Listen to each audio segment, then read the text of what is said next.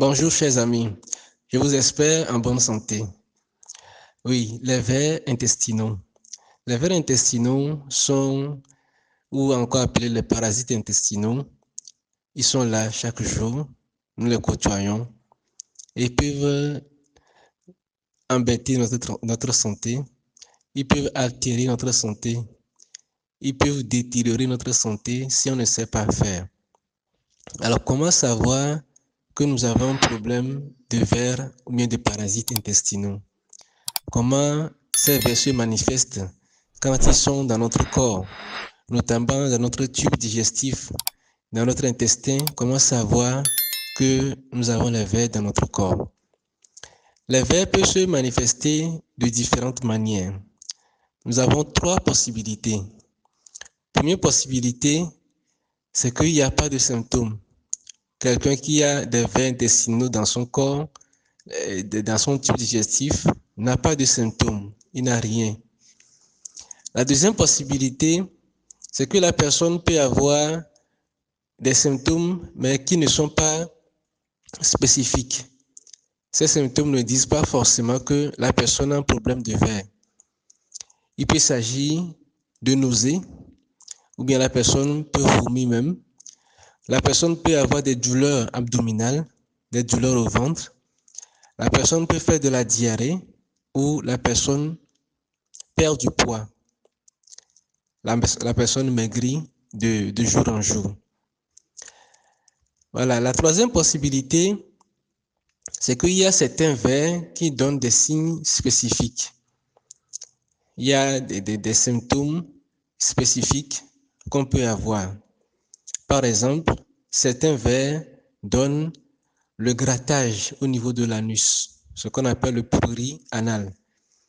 Donc la personne va gratter beaucoup au niveau de son anus. Certains vers donnent du sang dans les selles. Quand la personne va aux selles, il va avoir du sang dans ses selles. Il y a aussi certains parasites, certains vers qui donnent de la glaire dans les selles. C'est cette substance, ce liquide un peu gluant qu'on voit dans les selles parfois. Donc, ces symptômes-là sont spécifiques à certains vers, à certains parasites. Le grattage au niveau de l'anus, du sang dans les selles et puis de la glaire dans les selles. Donc voilà les symptômes que l'on peut retrouver quand quelqu'un a les vers dans son corps. Et le plus important, c'est de consulter, d'aller chez un médecin. Et nous sommes également à la veille de la rentrée scolaire. Nous rappelons et nous invitons les parents à déparasiter leurs enfants afin que tout ce qu'ils ont bouffé au cours des vacances, que ça puisse les aider à éliminer les vers éventuels auxquels ils ont été exposés pour que la rentrée soit belle pour nos enfants.